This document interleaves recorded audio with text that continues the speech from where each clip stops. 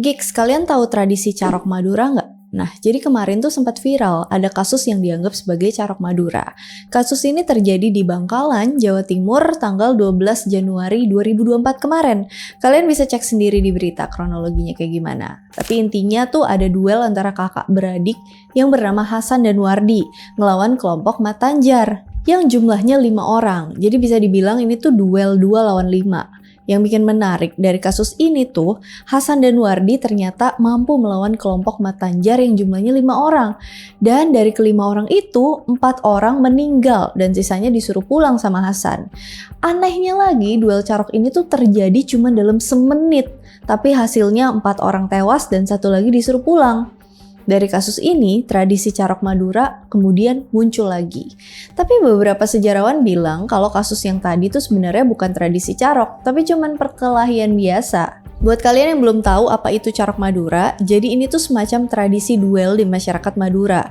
Biasanya tradisi ini dilakukan buat menyelesaikan konflik, mulai dari masalah harga diri, harta, bahkan sampai persoalan cinta. Jadi misalnya nih ada keluarga A dan keluarga B yang konflik. Mereka tuh bakal nentuin siapa dari keluarga ini yang bakalan maju jadi perwakilan buat melakukan duel carok. Nah, setelah tempat dan waktunya ditentukan, masing-masing perwakilan dari keluarga A dan B tuh bakal berduel. Biasanya mereka tuh berduel pakai senjata celurit. Jika salah satu dari mereka kalah atau meninggal, maka mayat orang yang kalah bakal diserahin ke kepala desa dan pihak pemenang secara gentleman bakal menyerahkan diri mereka ke pihak berwajib. Gak ada yang tahu asalnya dari mana dan sejak kapan, tapi ada yang bilang tradisi carok ini tuh udah ada sejak abad ke-12 Masehi di zaman kerajaan Singasari. Ada juga sumber lain yang bilang kalau tradisi carok tuh dimulai sejak orang Belanda tiba di Madura pada abad ke-17 Masehi. Tapi intinya sejak saat itu tradisi carok nih biasanya dipakai buat nyelesain masalah yang berhubungan sama kehormatan dan lain-lain. Bicara soal tradisi, kalian tahu nggak kalau di Indonesia nih ada banyak banget tradisi-tradisi yang unik yang dilakukan oleh suku-suku yang tersebar di Nusantara? Misalnya nih, ada salah satu daerah di Sulawesi yang melakukan tradisi memberi makan gurita raksasa yang mirip sama kraken. Terus ada juga tradisi mayat berjalan, yaitu mayat yang udah meninggal puluhan tahun diajak jalan-jalan keliling kota. Agak unik dan lumayan creepy ya. Kali ini kita bakalan bahas beberapa tradisi-tradisi unik di Nusantara yang dijamin beberapa di antara kalian pasti belum pernah dengar.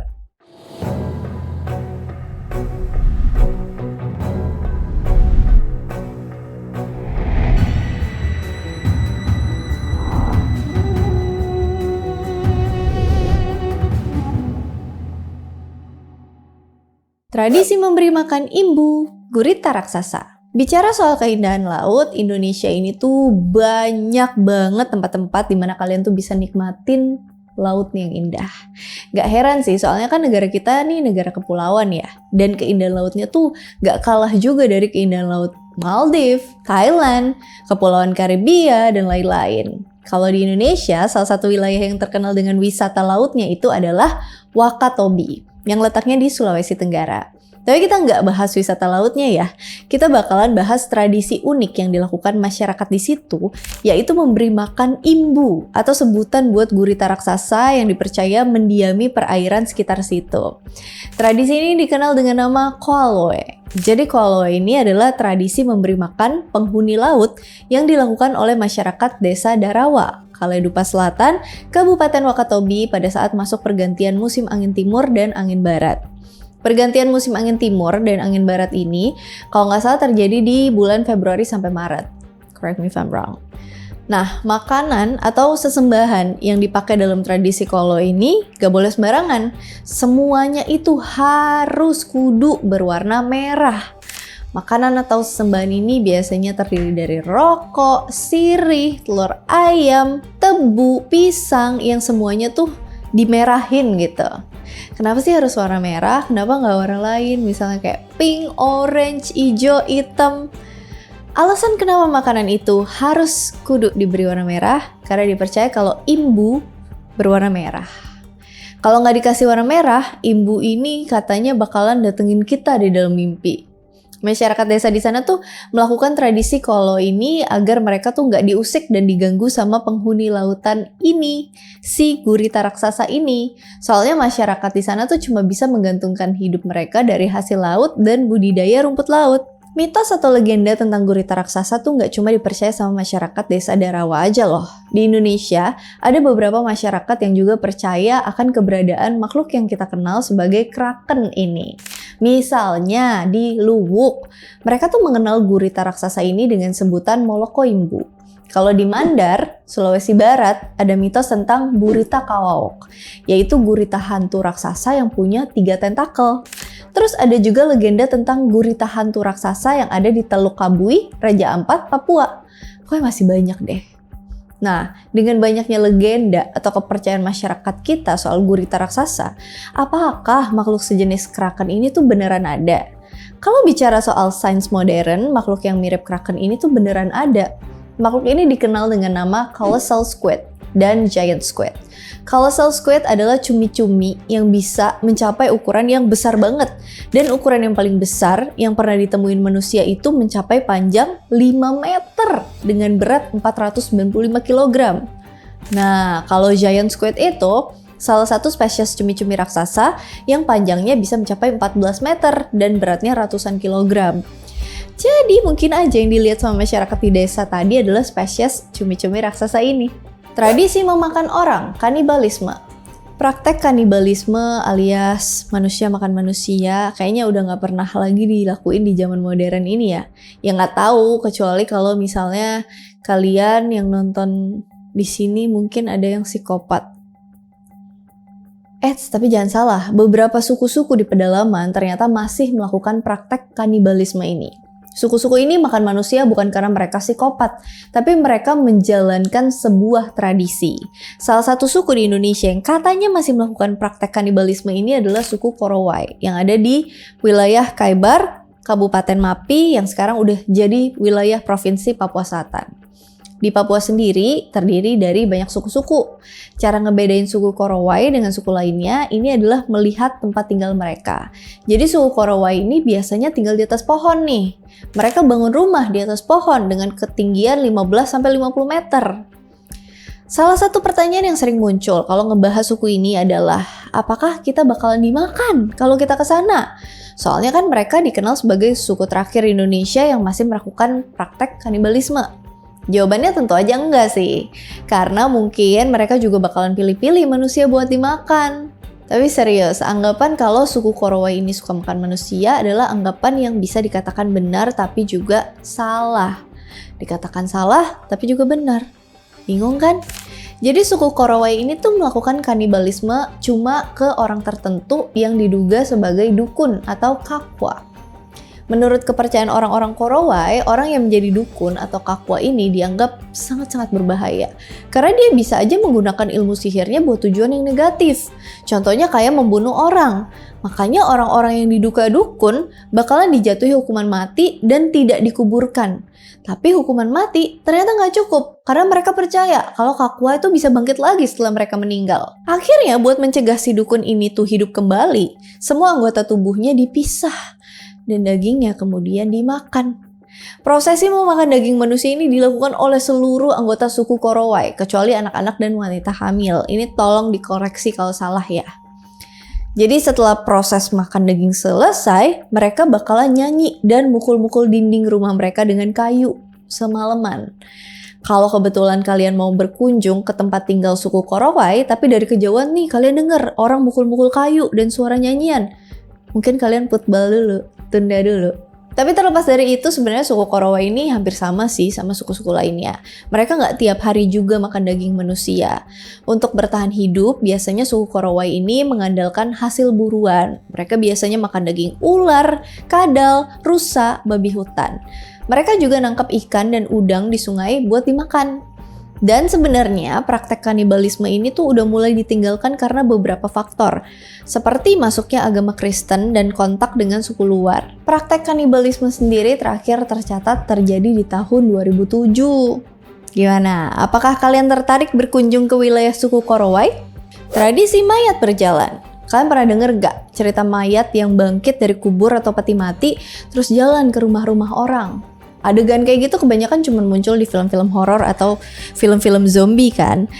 Tapi bagi orang yang tinggal di wilayah Toraja, Sulawesi Selatan, hal yang diceritain tadi tuh beneran ada dan bahkan udah menjadi tradisi masyarakat di sana. Tradisi itu dikenal dengan nama tradisi Mak Nenek.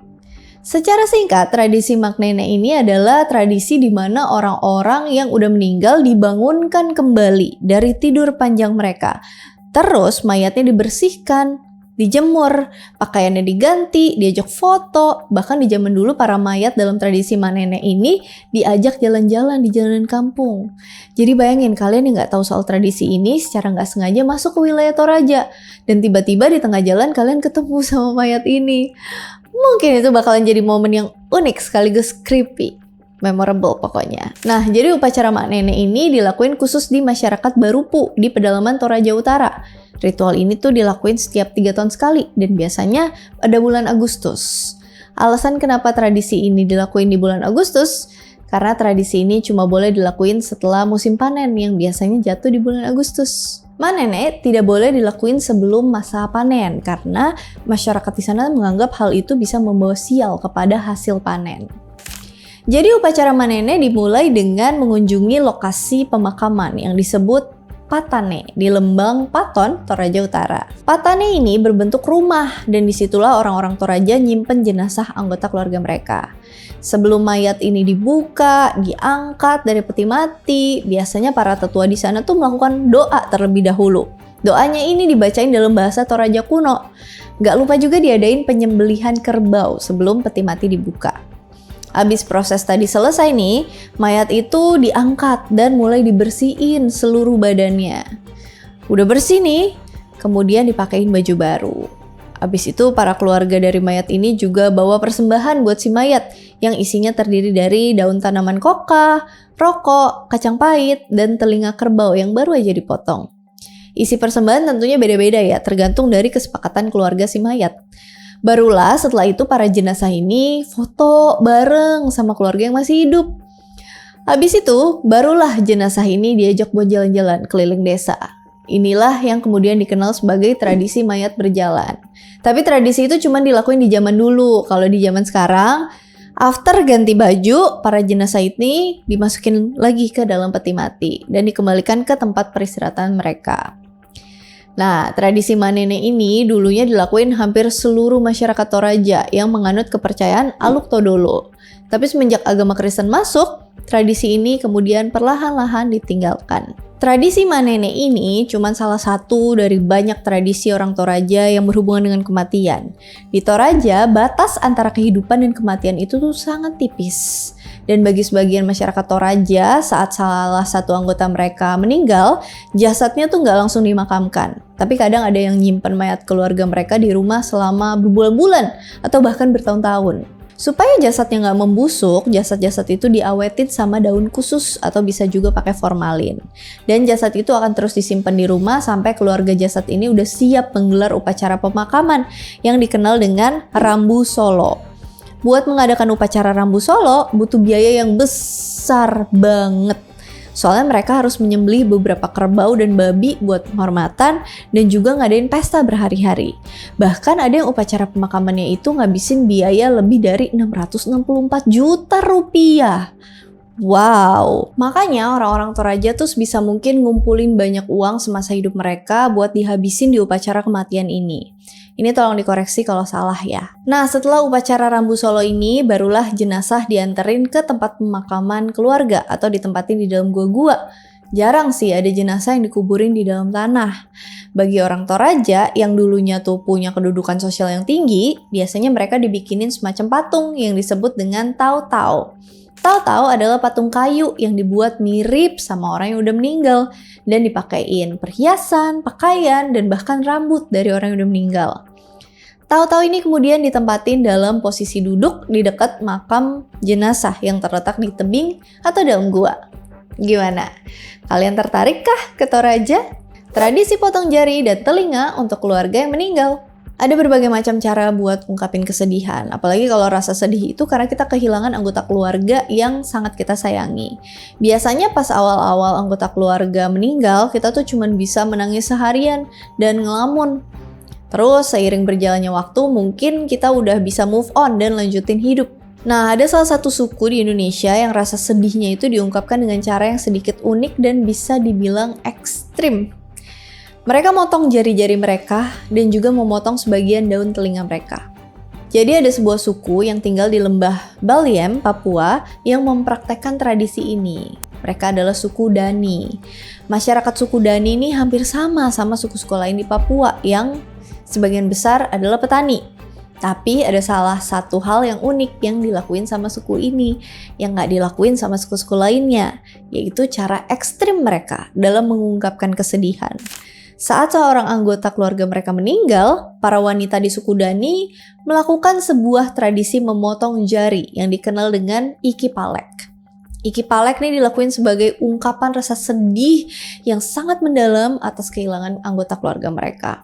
Jari yang dipotong nandain jumlah anggota keluarga mereka yang meninggal.